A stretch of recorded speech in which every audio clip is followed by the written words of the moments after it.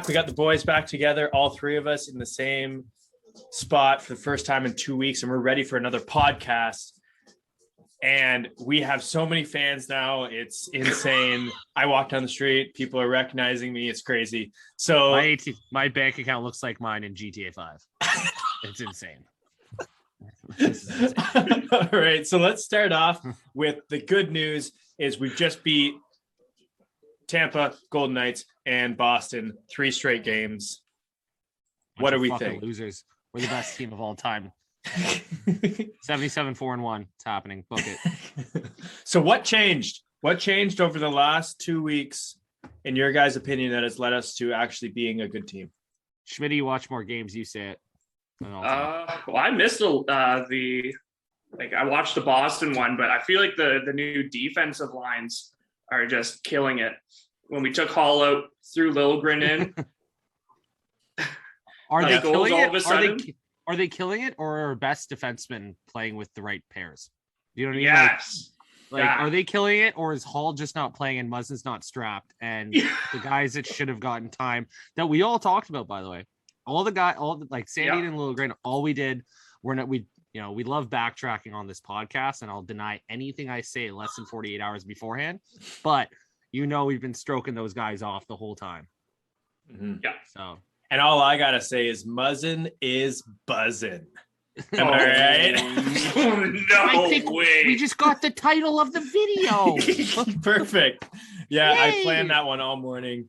No, he looks awesome out there with someone that they can take turns being the stay-at-home guy, and Muzzin, when he rushes the puck, he's a scary guy to rush the puck. He's like a classic power forward back in the day, and it's just like a Viking is coming straight at you. So he looks awesome. I want to talk specifically about Sandy and Liljegren defensive pair, because I know they're playing against sheltered competition, and that sheltered competition on the Golden Knights right now is AHL lines, but they look awesome. Liljegren is winning all of his puck battles. He is making some rookie mistakes just in speed of the game. So does Hall. No, yeah, and he's not. Yeah, he's 28, 20. Yeah, exactly. So, but he's winning all those. And the battle in front of the net with Marchand, I don't know if you saw that, Din. Marchand was just cross-checking him in the head. Yeah, I saw that one. Liljegren wasn't even moving. He's like, no. What do you? Well, why would I? Yeah. Yeah, if I wanted to, I definitely could. So that they look awesome. The defense, and this is a bit of a negative, because I think that a lot of the good things that are happening right now all have to do with the mindset of the top 4, specifically Marner. And that's the scary part, is if we get into the playoffs and that is not rolling, right? And that is one of those things where, because it is so much mindset, I don't know if they get into a little slump in the playoffs. If this team, they're going to have to prove it this year. If he goes into another slump, he's going to have to get out of it quicker than he ever has before, because in the playoffs, there's no games off. Does Marner not look like he can be up and down, like the most happy guy on the ice, to wanting to not play anymore, 10 times a game? Yeah. Yes. You see that with other players, over a week, he's having a bad week. It's Marner's having a bad 2.5 minutes. Yeah. All right. That's the difference between him and Stone Cold Matthews. Yeah. Yeah. Well, we all know about Matthew. I would date Matthews 100%. I was just gonna put that right now. I mean, if Spezza gives us permission, okay. Yeah, obviously. Yeah. Of course. No, I thought that I didn't think that needed to be said. But yeah, no, I think that mindset is the biggest thing, because they're all looking like they're having fun. I do like how Keefe, I mentioned it in the post game last night, I do like how Keefe is keeping Tavares and Marner, Matthews and Nylander, and not just immediately going back to what I'm sure Matthews and Marner would prefer, and just keeping that, because it's good to still have that chemistry, so that if you do need to switch things up in games that do matter, you can just go that. But if you're Matthews, you got to give him some, you probably understand, Matthews could have scored 70 goals with Marner last year. So if you've got a guy that's hey, with this guy I can score 70 goals, with this guy I can only score 55. Like I get it, and I get the whole he wants to win, but like I'm sure from his point of view too, like whether he's with Nylander or Marner, like it's pretty interchangeable. Now obviously we see it's kind of not. Like these are the lines that should be, like these need to be the way they are. And if that's something to be said too for Nylander playing a little bit more out of his ass, I said in a group with my buddies yesterday, he's the second best offensive weapon on the team, I think. Yeah. Facts. Like I know weapon is a pretty arbitrary term, but like to do something, I don't know. Yeah. You know what I mean? Like to make something happen. And like I was like, maybe not the best defensively as Marner, but he's third in takeaways this year, I think. So I mean, I don't know. And really? He's looking a lot better defensively. Like he's noticeably good defensively. It's like Barkov and another defenseman that are up there with him. But like if you're that good offensively, then you're gonna be good defensively if you try, right? Obviously, like if you're Ovechkin, you kind of shoot yourself in the foot a bit to put yourself in a position to take advantage of your best qualities. And maybe someone like Matthews will do that, but because Nylander's more all around, like he's good with the puck, right? So that can obviously go two ways with defense, no pun intended. Yeah, I think that the main thing, probably why Matthews may have Marner as a bit of a preferable option, is because Marner's pass first and Nylander is a little bit more equal on that. Like he's not always going to be looking for Matthews when he has the puck. If he has a good lane or a shot, he's going to take it because he has the second best shot on the team. And especially this year, like, are you noticing the other years he was like missing the net by feet, like over the, I haven't seen that at all this year. So he's just come together to be a totally complete player. And realistically, if you're playing with either Tavares or Matthews, if you're Marner or Nylander, like those lines should work.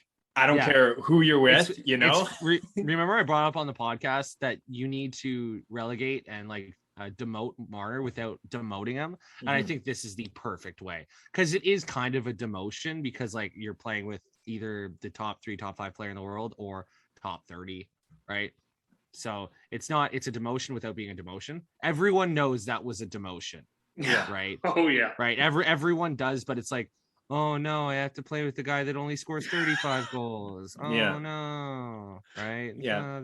He can't actually get mad. Yeah. Right. He can't. I'm really liking Michael Bunting with the top line, but at the same time, I'm like, I don't know who they'd swap out for him. That'd be better. No one. You think he stays? I think he does stay. I think when Mikheyev comes back, he goes on the third line. They put Ritchie back in the fourth, and Engvall comes out. That's another thing I wanted to get to is who you guys think comes out. I think after last game, it's a little bit more obvious that Engvall is the odd man out because question. How I don't give a fuck, which is so funny because like when the top 4 aren't playing well, I will like talk about some fucking guy in like the KHL that's lighting it up in the last 4 days, and I'll be like, he's our man. And now that the top 4 are actually playing well, I'm like, I don't give a fuck. Yeah, right? Put in whoever you want, right? Well, out of not anyone, but like they're pretty replaced. Like whether it's Mikheyev or Engvall, like. Right, but I just think that seeing the way that Kasha has played the last couple games specifically and comp throughout the whole year, you put Mikheyev on that line, that is a true shutdown line. You know, because you're not, it's very hard to move both of those guys. And Mikheyev is a little bit of the same, you know, he has a bit of that. He's a poor man's Yager when it comes to holding the puck and pushing back. Okay. No. I said poor man's. We can't just say poor man's Bugatti and we're talking about a city. Okay. On the cycle, he does have that kind of pushing his butt out. He's fast. He's relatively big. So I just think that if you have 3 guys, does he bang 19-year-olds? Who wasn't it his teammates, girlfriend? Yeah. Okay, go on. Sorry. Maybe. But no, I think that would be a perfect fit. If Mikheyev's like, no, I want my chance on the first 2 lines, you say no. Like you're either going on the third line and you have no value right now. So we're also just not trading. Tell him to make the trade calls. Fuck. Yeah. Don't call the other teams. Fuck. You want to leave? Go. Yeah. And Engvall makes sense to come out because of his high salary. And this brings us to the Dermot Hall trade rumors, because when Mikheyev comes back in about 3-4 weeks, that is going to be a cap issue with about 600K. So that's why I think that they were talking a little bit about one of those two guys. I think Dermot's 1.5 and Hall's 2 about being traded so that you can fit Mikheyev back. Honestly, I would rather keep Hall and Dermot and see Mikheyev or Engvall go. I don't think there's any question about that. But what do you guys think about the trade rumors between Hall and Dermot? What were your thoughts? What do we think we actually get back for Dermot and Hall? And if it's the difference between a 4th and a 6th pick with Mikheyev and Engvall, that's not tangible at all. I know it technically is, but it's not. So what are you getting back for Dermot or Hall? I think you get a lot more from Dermot than you get from Hall. So what is it? Is it a second realistically? No, I'd probably just say like a 4th they'd only get for him. No, like a Dermot. I think for a Dermot, you would probably get like maybe a 3rd and a guy. Yeah. You know, and a guy that can be your 7th defenseman. Yeah. But we can just sign any of those guys anyways too. Right. Yeah. Right. I think Hutton got signed Hutton 2 weeks ago. Like that's but there's guys like that, you know, like I don't know. I think the answer is who is the worst player to trade him that can be traded. I think all of them can be traded. I do. Right. But and I think that we're all in agreement that Hall would be preferable. Yeah. To leave. Yeah. Get the fuck out. Because I think if you can, because Dermot has looked very mediocre on a first pairing. But if you can get a very mediocre on a first pairing for 2 years at 1.5 million, you're winning. We can't look at how bad Muzzin was playing and then Hall left his pairing and now he looks unreal and not be like, oh. Yeah. Exactly. And he's a UFA this year and he's older. Yeah. And you said 28. Dude's turning 30, by the way. 30. Like, yeah. Really? Yeah. Like because Babcock sat him for 482 games in a row. So, but we I still like the idea of if we could trade like one of the forwards and just keep that extra defenseman, because I'd still be comfortable with them subbing in. Well, that's the thing. It's like, that's who it. would you get rid of? Now, the only thing I could possibly think of is like, and I know we're really deep diving here because if it ain't broke, don't fix it right now. But Alex Kerfoot playing on that second line. If Mikheyev comes back, you slot him in there, you save $1.5 million in cap space. Kerfoot has looked very on and off. He's looked not worth 3.5 million on this team. He's worth $3.5 million in the NHL. We've talked about it a few times before. He's expendable. You have a bunch of guys that can play on the penalty kill. Yeah. And you're not even playing him at center right now. So that's 1.5 million walking into the trade deadline is 5-6 million. And he's also he's owed like nothing. He's got what, 2 years after this deal or 1? 2. Mark, can you check that? Kerfoot cap friendly. So I think he's got 2. And I think he's owed fuck all. Like I think he's owed like nothing. Right. So and he's a second line player on a bad team. And also those bad teams are the ones that want the guys that are owed nothing. Yeah. Right. He's 100% tradable. And like if it ain't broke, don't fix it, obviously. But like his 3.5 once again is whatever. You can also like retain 25% off someone else.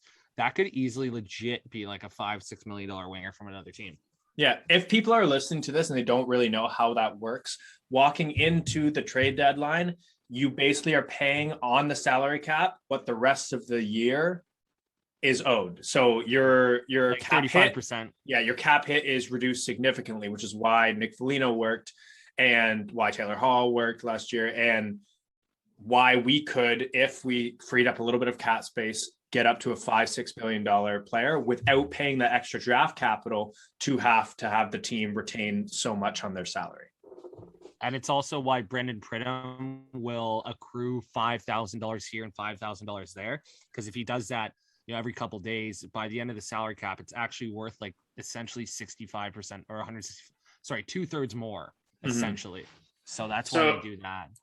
Yeah, he just has 1 year after this. Okay. But it says clause MNTC.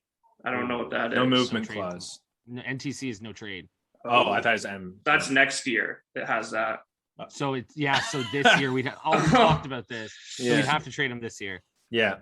That's fucking smart because he's old fuck all. That's why. Yeah. So damn. I think probably as more teams become haves and has nots in regards to making the playoffs this year, and like everyone has hope at the start of the season, even Buffalo had hope at the start of the season. That now people are going to start to look a little bit more and like, okay, who can we have for relatively no actual money because we're poor as a franchise, but can slot in and play valuable minutes at a little bit more of controlled time, and could probably re-sign him at the end because we'll have cap space and maybe have a good team by then. So, and if when we move Nick Ritchie, we'll have $2.5 million too. Cool. Okay. I have thoughts on Nick Ritchie. Mark, what do you think of Nick Ritchie? Well, he's just been super underwhelming so far. Like, there's not even that many flashes that I'm like, oh wow, look at that, Nick Ritchie. But he's not the guy that is going to be like, oh wow, like we knew that. He's not even throwing hits or like, well, noticeably he might be, but it's like nothing. You see him like you see Wayne Simmons, right? He throws one big hit a game and someone fucking replays it on Twitter 982 times. You're like, oh, this guy's fucking sick. Look at this hit. It's like, dude, that was against the fourth line and we're up 3-1. Yeah. Like, it objectively means nothing. At least Simmons will go and fight a guy. Yeah. I actually don't. I don't think he will. He hasn't done it. He doesn't fight. I love Wayne Simmons to death, but I do think like that idea that he'll just go and fight is kind of not true. I mean, wasn't he the guy last year when Tavares? True, last year. You know, like I think he fought in the preseason this year. No, wait, are you talking about when Tavares got hurt? That was Foligno. Oh, Foligno, right? But Simmons, judging by what I've seen of his character, and like I think if it was push come to shove, he would, and no one fights anymore, anyways. Yeah. So like if it came in the playoffs, because we don't have, he would be the Nick Foligno. He would go out. I still want him in the lineup, but if I want him in the lineup, then based off what I think Nick Ritchie is, I don't want him in the lineup. Yeah, and that's when I didn't expect too much from Nick Ritchie, because I remember watching him on Boston and being like, whatever. He's a guy. $2 million seemed a little rich for me.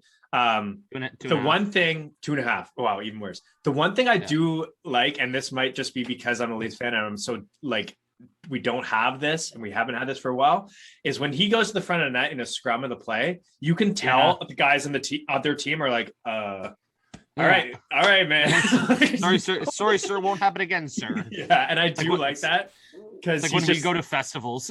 Yeah, exactly. Yeah, so that is the one thing that I do like. I don't know how much effect that has on the game. It's definitely not worth 2.5 million, because you can go get that for Curtis Gabriel for $750K. Now you're talking. Yeah. But there's no way you can move him because he doesn't have value. So we're stuck with Nick Ritchie, and in the playoffs, it might be something where when the game does slow down a little bit, because of we're playing a team, not like Montreal, because Habs suck. When we're playing a team which is a little bit more trap style, he could have more benefit there. And going to the net, Ritchie can, like we've seen, he can slot into the top 6 if you absolutely need him to. And so can Schmitty. Skate to the net. Perfect.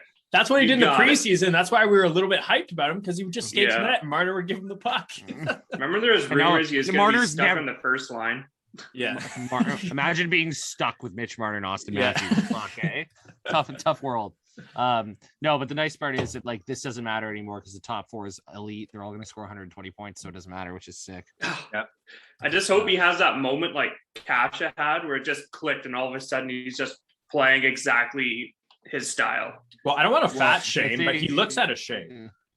Yeah. Hey, we're strictly no fat shaming podcast here, but Ritchie, I'm a personal trainer. He could use 52 seconds. So yeah, he just like, he looks like his timing's a little bit slow. So maybe the farther into the season it goes, it'll get better. Yeah. If not, it's a fourth line. We still like 2.5 million. You've committed to it for a couple of years. He's a good fourth line player. Yeah. We can't hate on every little like things are good right now. Well, we can. Yeah, we can. We're Leafs fans. Yeah, we can do whatever the fuck. Just like how when it turned 4-1 last night, I think we all collectively were like, "Fuck." Well, that's when I turned the game on. That's literally, I was like, because I told my girlfriend, I was like, if it gets close, I need to watch. And it was 4-1. I'm like, okay, babe, it's close now. Okay, honey. Nice. It's time to watch. No. They have more goals. It's up. Yeah. No, babe. No, it's never. It's closer now than it was at 3-1. Yeah.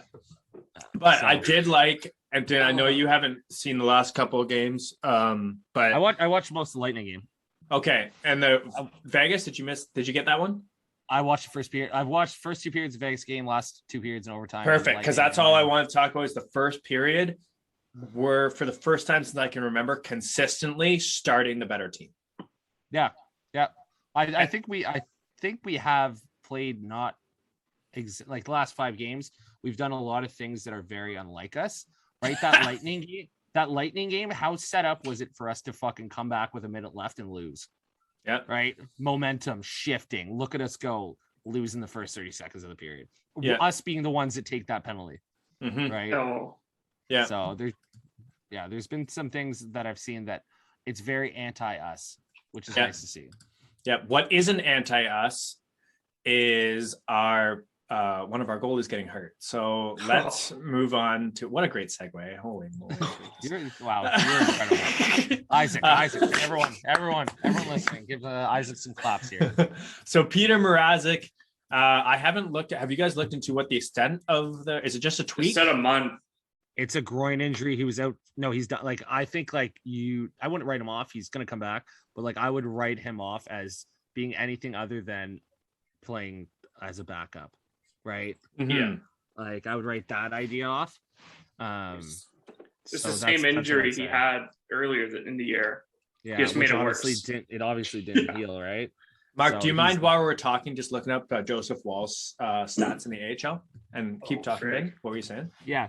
So like, I unfortunately we got them as a 1A, 1B, and unfortunately we're back to just Jack Campbell and Mike Hutchison. We do Joseph Wall. So we, like I was about to say, we need to have an AHL like rookie that can go up and down. That's good. So Joseph Wall just needs to be better than Mike Hutchison. He's got to be a goalie. You know what I mean? He's got to be a goalie, like serviceable. Like, you can let in 3, right? You can let in 3. Like, you just can't do any more than that. You can't fuck us like that. It's I think we all saw this coming. Right, that one of them was going to get hurt. That's what it felt like. It wasn't like, oh, this is a tandem that we can ride into the sunset and we can almost like service time them a bit. So it's like a Kawhi Leonard situation. No one looked back on our older podcast where we literally said it's going to be a tandem and we can ride them into the sunset. Everyone just ignored it. I was actually saying that a month ago. No, like we all knew that someone was going to get fucking hurt, and to think that you were going to take 2 guys that play 20 games a year and somehow split them up 40 and 40 and it was going to work like that, I don't know. But well, I'm not on the bright side. Campbell looks, and we were talking about in last night's podcast. You can tell these fans are just like, stay, please stay. Like, it's so nice to have the chant we have going from every save he makes. He obviously loves being on the Leafs. He is proving thus far, I know it's early in the season, that he can be a good starting goalie, if not possibly an elite starting goalie. Let's stay with the good right now, because I think he's like 5th or 6th in save percentage in the league. And that was really torn down during was it the Pittsburgh game? Yeah. Yeah. So like, other than that game, I think he would be top 2. I say other than that game, it was AHL team, but no, it is good to see that he can be a guy that you can lean on in situations like this. It will just be scary because in the past he has been a little bit injury prone. If he goes down, what the hell do we do? I think that they would go out, they would have to trade for a goaltender. And that's what makes me think possibly with the Hall Dermot thing, you hold him because you might need to use one of those guys to go out and get a backup that can be serviceable for a month. That's probably smart. It's like me taking Dak Prescott as my second QB in fantasy and then absolutely fleecing some fuckers who fucking idiots. You took Dak Prescott as your second QB? Yeah. That is a ballsy move. Wow. Do you have like an 18 league? Guess who traded him for fucking Adam Thielen? Oh shit, not bad. See, yeah, exactly. You're right. There is some idiot in your league. Jesus. So, yeah, I think we can all agree that Jack Campbell, if he plays, I think I don't think he's gonna ever. He's always been a good goalie. Like he's never really had bad stats. So I just don't think he's ever gonna like delegate to this like even average goalie. I think no matter what, I think this is a good goalie if he plays. The only problem is we can't Freddie Anderson him and have him play when he's hurt. Yeah. Right. And he will. Like he will. Yeah. Right. If he sees fucking Joey Woolley literally behind him being like, I can play, he's gonna play. Right. Like yeah. So Mark, did you get the stats up there for Wall in the AHL? Yeah. So he's only 23, so he's young. Yep. Which is the only good thing going for him because his stats are a little scary. Hutchinson has way better stats, is fuck in the podcast. I quit. He has 3 games this year with the Marlies and a 3.3 goals against. Okay. 0.895 save percentage. Could be and that's his best since 18-19 when he was in college. Oh, well, I mean, Cam Ward made it 10 years in the league with that same save percentage. So maybe he sticks as a backup. Who knows? So the goals against, I'm not too concerned about because one, I don't necessarily care about goals against, and also it's the AHL. Defense is known to be a little 32 games in that 1920 season with the Marlies. Mm-hmm. Did he get hurt, or that's Scott who keeps getting hurt? No, I think he got hurt because he only played 15 the next year. And Scott, who's our other goalie that was like a little bit hyped, he just keeps getting hurt. So that guy was fucking, wasn't he? Was he like CHL goalie of the year? Yeah. That's why it's so disappointing. I don't know whatever happened to the guy we traded Lettinen for. Did we let him go? Did we? Yeah, I think so. Shit. I think we went back to Mark. Columbus. I'm not even gonna try and get you to spell his name. So let's. So what I want you to do is pick 12 random letters in the alphabet. No, you're gonna. Yeah. So we traded 12 random letters, only one vowel. You get one vowel. And I think there's a Z. Yeah, there you go. But final went to the Blue Jackets. On the bright side, in the AHL, Ho-Sang and Semyonov are looking absolutely amazing. Yeah. And I creeped Ho-Sang's Instagram page the other day, and he's like taking pics with all the boys, like at Halloween parties with all the guys. He's saying like, "Oh, I love this. I'm so happy I'm playing again." So the guy, like, it wasn't just like a fluke. You know what? At first, when he's like, "I play in the ACHL, like whatever they need me to do." Yeah, it is nice to see that he is actually someone who's like, if you want me in the AHL, like this is what I'm going to do. As long as I can play hockey, as long as I can get back to doing what I love. I don't know if you've read like the old articles from Campbell when he had Dusty Moo as his goalie coach back in LA, but he basically, and how Campbell talks is like his career now, it's all gravy. Like it's all, whatever happens now is all extra because he thought his career was done.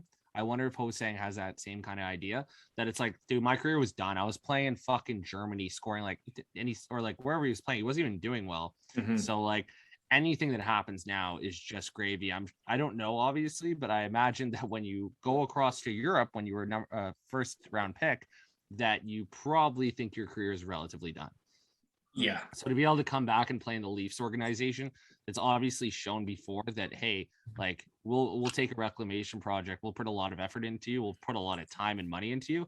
And if you do earn a spot, we'll give it to you, or we'll trade you away, right? Dubas has definitely shown that too, that if you've earned a spot somewhere else, obviously he did take that AHL contract, so he does want to stay here. But I think you make room for him, right? You make room for him. And that makes guys like Kerfoot that much more expendable because you do have Mick who could slot in there, and you do have Ho-Sang who can play a top 6 role. Yeah, I think so. And what's the drop off, honestly, that much between Alex Kerfoot and Ho-Sang? And especially with that cap difference. Wait, from Ho-Sang to Kerfoot? Yeah. I mean Ho-Sang to Kerfoot. Right, exactly. Yeah, and you're paying $3.5 million for one of them. You'd be paying league min for the other one. Isn't a guy like Ho-Sang like the fucking bargain, or like the chance you take where you put him in the lineup, he ends up playing well, you sign him to a 4-year fucking $6 million deal, and then you just have a stud. Yeah. Right? Or not a stud, but like a stud for $1.5 million. But here's the other great thing about it. And I obviously am not going to speak for a guy where I don't know people's financial stuff, but he would be someone, judging by his character at the point where he is now, and also just viewing this as like everything here is gravy, that you could potentially sign after, if he came up and had a good year, 10 goals, you could sign him for a relatively cheap contract because you've built up some good equity with the player in the organization. You could sign him for a good contract for a couple of years on like a 2-year prove it deal. And then he can make the big bucks afterwards. Like those are the type of guys. And that's why a lot of people say Dubas isn't harsh enough. Dubas isn't hard enough on players. There's a flip to both sides, right? Like no one is like, oh man, I can't wait to go play for Lou Lamoriello. Like it's going to be so fun. Like he's going to treat me with like all the respect in the world, like Josh Hosang is a perfect example of how that's not the case. No. Right? Being in the Islanders organization. It's like given the deal that I'm pretty sure we gave Galchenyuk, right? I'm sure we gave Galchenyuk like a 2-year, $2.5 million deal, like probably what Kasha got, or Kasha, 2 years version of Kasha, but he obviously didn't take it, but that's another story. But yeah, something like that for Hosang. I think realistically similar to what they're doing with Hall and Dermot and Liljegren and stuff like that, they have to make sure, right? And the thing is, you have a lot of, we're 10 games in the season. You have till game 53, 54 to trade them. Wait till then, right? You might as well make 100% sure that you don't need these guys and then trade them. The other possible thing is like, because you built up this good faith in the organization, you play him in the AHL for a year. Next year, when you lose probably Spezza, you're losing a couple other guys on the team. You're going to have spots that are needed. You sign him to an NHL deal then for still cheap because he hasn't proven anything in the NHL yet. Yeah. So that could also be a plan where, because you're going to have a lot of spaces, who is going to be open? We have the top 3 is still there. The second line is still there. All of them. The third line, Mikheyev is Ritchie. Gone. Mikheyev's gone. Bunting, Ritchie, and Simmons is all there. Yeah. So Spezza's gone. Mikheyev gone. Kampf is still there. Kasha is probably going to be gone. So there's 2 spots in the line. Robertson will be on that team if he's healthy, or Amarov. I think you can bank one of those 2 are playing on the team. Yeah. I think Amarov probably comes up to the AHL, takes the next step. Yeah. But like that is a potential thing. Now we're talking about way far in the future right now, and about a guy who's in the AHL. We're Leafs fans. Wow, we are Leafs fans. Buy into the hype every time. Yeah. So I wanted to talk quickly about the Habs, because we are a trademarked Habs Suck podcast. Strictly Habs Suck. We'll not be taking any other promotions to the Montreal Canadiens in this podcast. Yeah, last year did not happen. We have a short memory. So what are your guys on the Habs' terrible start? What the hell is going on? Are they just a bad team like we kind of always figured they were? Or is there something that's going to snap and they're going to start getting good? What do you think? What do you mean snap? Their team sucks. Yeah, it's just awesome. Yeah, like it's like when Schmitty was like, "Oh, maybe Ritchie will have like a Kasha moment and snap out of it." It's like, snap into what? It's Nick fucking Ritchie, right? Like Andre Kasha was like, still a good offensive player. He scored 20 goals. Like he's a good player. Nick Ritchie fucking sucks, right? He's not gonna snap out of it. Fucking. It's a perfect comparison. Isaac talking about Bugattis and Civics over here. Hey, they still get your point A to point B. Yeah, that's all that matters. Yeah. No, I think Montreal is not a good team, and I think they're gonna just keep not being a good team. I know Carey Price is coming back in a week, and he's gonna be ready in like a month. And I think he's gonna that's obviously gonna help, and I think that's gonna help the team a lot. But they lost Weber, Price, a couple other guys, obviously. Cole Caulfield is they lost Cole Caulfield. Well, he's still the thing is he's still going to win the Calder Cup. I don't know if anyone just got that joke there. No, flew right past me. No, the Calder Cup. So that's the that's the HL championship. Yeah. So okay. I'm with you. Yeah. There you go, everyone. No, but they lost. That is still losing a guy, right? Like, imagine we thought fucking someone was going to score 40 goals for us. He's in the AHL, right? Like, that's a hit, right? So I don't know how you really come back from that. Well, I also like they have the second worst goals above expected in the league. Guess who has the worst? Us, obviously, but we're 7-4-1. Yeah, and we have, I think, 5 lower. I think they're -9. We're -13-1 or 14. So it's like, and we're still 7-4. So you can expect the Leafs to even do better in goal, and the Habs you can expect, like it was 20-1 in shots last night against the Golden Knights after the first period. It's just brutal. Yeah, and then they lost 5-2. That's fucking hilarious. But I think we talked about this with the Leafs, right? Where it's like the goals above expected or whatever. And I know it does take into account like shot quality and things like this, but maybe like they get in positions where they should score and maybe they're just not good. Yep. Right. Like maybe they're just not good. I know they have like Mike Hoffman coming back, or is he back yet? And he's going to score 22.5 goals and give up 40 while he's on the ice. But I just don't like, does it seem last year it seemed like they were a team? Like you looked at their playoff like roster and you're like, oh, that's a fucking team. And I just don't see that this year. Well, okay. So here you say that you looked at the playoff roster. I remember our conversations before the Leafs playoffs with them, and we're like, it's a bunch of third liners. Well, it is, but it's a team, right? Right.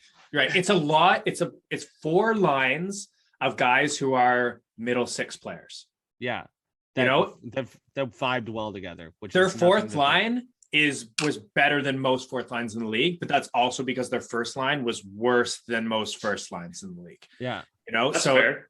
Yeah, it was just like, and they played great system hockey. So yeah, I am very pleased that whenever I see the Habs lose, I almost get as excited as when I see the Leafs win. Now watch in a month from now when the script is flipped and we're getting chirped and stuff like that. But how does the script get flipped when we're going 77-4-1? I'm very confused. Yeah, no, that's true. Yeah, that's true. You forgot about that one. Go. What were you saying? So you go. I just wanted to talk also about the Florida Panthers and the Carolina Hurricanes and just touch on Anderson's strong start in October, which notoriously he was garbage. Is it because Carolina is that much better of a team than us? I think it's just that fresh start. He just needed out of Toronto. Nobody thought Freddie was bad. Freddie was hurt and we played bad. And I thought Freddie was never going to get healthy again. Yeah. So theoretically, I'm thinking that he's never going to play well again. But obviously he got healthy. And if someone could tell me like, hey, just a heads up, October, Freddie is going to be 100%. Do you want him back at 3.8 million? I would have said, yeah. Or 4 million or whatever he got. I would have said yes, but did anyone think he was going to be 100%? I felt like they were so shady around the whole thing. You never knew what he was going through, and you're like, why are we fucking playing him? Like, well, he's hurt. Like, what does he have? Well, it's just tweets. What? Because I think he was fucked up. That's why. Like, I think he was actually like, really, really hurt, and you couldn't say it when he was starting because Hutchison was the backup, and then you're gonna have people targeting him. Right. Yeah. And the other thing too, you have to like about anyone who's switching teams, if they've worn out their welcome in a certain city or team, is just like you can't win at a certain point. So if Anderson had stayed the Leafs and he had a great October, everyone on Leafs, including us, would be like, oh, when's he going to regress? When's he going to go back to being the Freddie from the last 2 years? Or he should be the starter. Or he should, exactly. Right. And there would be a starter controversy, and there'd be half people saying play Freddie, half people would be saying play Campbell, and they'd hate the other goalie, so that's on a fresh awful. Start. That sounds awful. I'm okay with Mrazek being injured if that's the fucking case, to be honest. But it's true as Leaf fan. That's just the way it goes. So he's in Carolina now. He's the starter. Like he knows he's the starter. He's going to a team which has Stanley Cup aspirations, and the fan base has a whole new fresh start, right? Because Carolina fans, I'm guessing they're not paying too much attention to Toronto media, especially because it's also the Hurricanes. I think they're a little more. Do they get internet in Raleigh? I don't think so. Only they have to move the antennas, and then they can get the college football games from. Exactly. Fucking Daisy Mart Wi-Fi over there. We got to watch chirping Carolina Hurricanes and people from Raleigh because their Twitter is the best Twitter in the league. And you can't even. Can you get into Canada right now? Fuck off! I can say whatever I want. We're gonna have another war of 1812, and we're gonna win again. All right, war of 1967. We'll win. Don't even say that here. All right, is there anything else you guys want to touch on before we wrap this up? I think the big takeaway is, and we've said it before, if those big four players are playing, we'll win every game. 100%. Well, I said 2 out of 4 have to play well for us to possibly win. We didn't really talk about if 3 out of 4. If 3 out of 4 are playing well, then probably 4 out of 4 because that means both lines most likely are buzzing. But if both those lines are buzzing and Campbell's in net, like just in net, I know he'll play good enough. We can win. We'll win every game. Yeah. Well, what is it? The stat right now that the last how many goals? 11 or 9 have been scored by the big four. So it's Marner's in the last 5 games. Marner has 12 points or 11 points. Tavares has 10. Matthews has 9, and like Nylander has like 6 or something like that. Yeah, but no goals have been scored by anyone other than those guys in the past 3 games.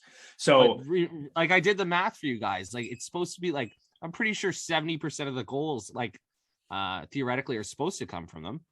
No, absolutely. But right? like the point I'm making is like even if they regress a little bit, if we get a little bit of depth scoring, which that fourth line is getting at least 2 or 3 golden opportunities a game. Now, the third line, maybe 1, and it's not golden, But that fourth line against other fourth lines, because Spezza, who's our dad, is on that line, and Simmons is looking like he's got his skating stride back a little bit, and he looks for a fourth liner, you can do a lot worse, right? Yeah. So if we can get a little bit of depth scoring, even if those top 4, which they shouldn't regress because they're that good. Yeah. But even if they do, some depth scoring would be huge. And that's what I need to see from this team walking in the playoffs, because what won the Tampa Bay Lightning their last 2 cups? Their third line depth scoring. And that is something that we need to facilitate a little bit more, because as a checking line, they're great. Just a little bit more from them. That's all. I want to ask. That's what Mikheyev is supposed to come in and do. Yeah. Fuck off. Jesus Christ. One question before we go here, boys. Out of the top 4, I know Nylander was always playing well at the start of the season. Who are you happiest right now that's playing well? Marner. Schmitty? I'm happiest that Marner is not shit like he was at the beginning. Yeah. Did anyone really think Marner was going to play like that? Now, I didn't think he was going to play like this. Did anyone think Marner was going to be 6 games, 2 assists for the rest of the year? No.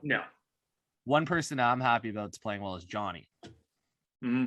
Right? Because that's one guy that actually could legitimately regress. Right? Yeah. And I didn't think there was going to be an issue there, but I think there's less than an issue there. I think there's no issue at all. I think he's going to be fine. I think he's still a John Tavares. Yeah. I think maybe he's looked insane the last couple of games this year and next year of him being John Tavares, and then he's just going to be Tavares. He's a winger.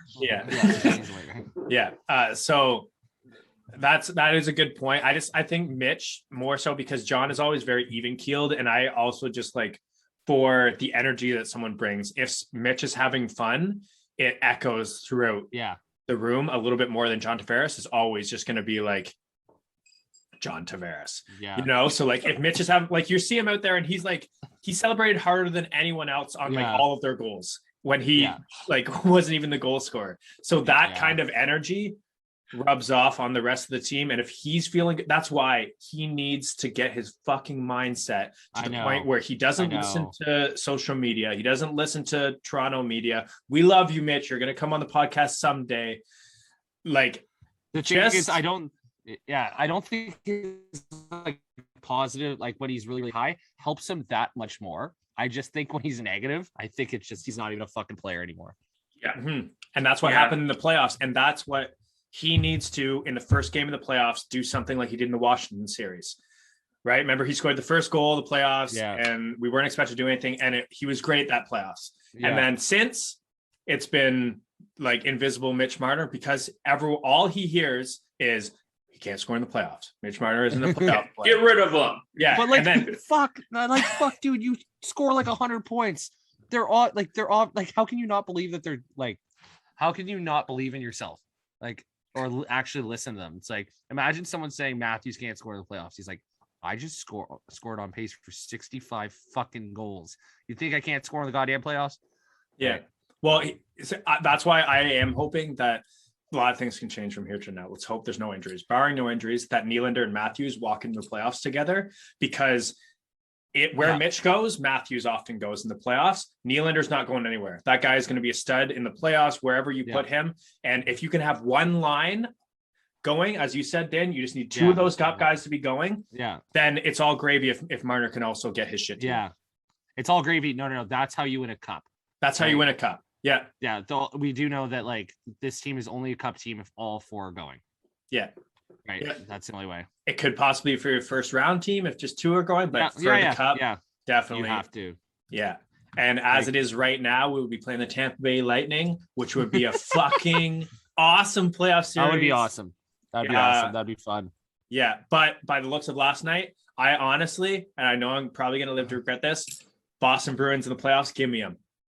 No. Yeah. Give me them. I just want to eat them alive. Yeah. I want to eat them alive. Yeah. I want Matthews to score 15 goals in 4 games. I want it. I want it to be 4-1 every game and 4 goals by Matthews. Yeah, but knowing our luck, Tuukka Rask is going to come back the day before the playoffs and just like be the best goalie in the league randomly after rehabbing for so long. But we'll cross that bridge when we get there. Yeah. All right. Wow. That's it for us. We're going to try and do one of these podcasts every week. Do some more post games this week as well. Thanks everyone for subscribing. We actually have people that listen to us. Sick. That's more on you than us. I don't know. Yeah. There's only 168 hours in the week, guys. Stop listening to us. And peace out. Peace, love, and hockey.